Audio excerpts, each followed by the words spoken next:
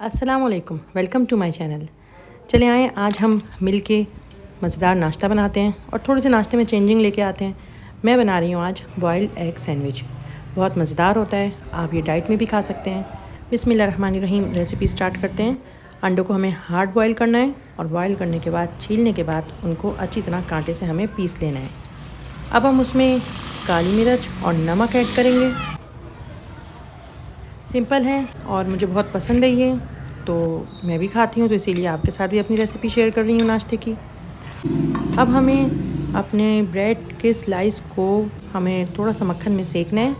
आप अगर डाइट पे हैं तो मक्खन में ना सेकें, इनको बग़ैर मक्खन के आप सेक सकते हैं। मैं कभी मक्खन में सेकती हूँ, कभी घी में, कभी ऑयल में और कभी नहीं सेकती, सब कुछ चलता है मूड के हिसाब से। आप भी जिस चीज़ में चाहें उसमें सेक लें अपनी ब्रेड को, स्लाइस को। और उसके बाद हमने दोनों स्लाइस अपनी जो है ना उनके टोस्ट बना लिए हैं ब्रेड के।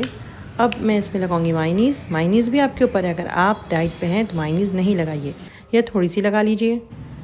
और केचप मैं कभी कभार लगाती हूँ, केचप मुझे कुछ ख़ास पसंद नहीं है, लेकिन अगर आप बच्चों के लिए बना रहे हैं तो यकीनन आपको केचप की ज़रूरत पड़ेगी।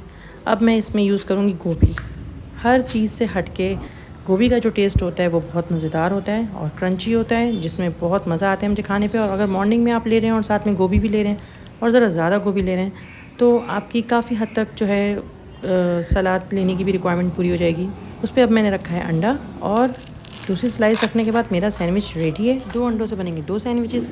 सैंडविच के साथ में ले रही हूँ शेक और थोड़ी सी फ्रेश गोभी। आप भी ट्राई करिए और फीडबैक दें। नेक्स्ट रेसिपी तक के लिए अल्लाह हाफ़िज़।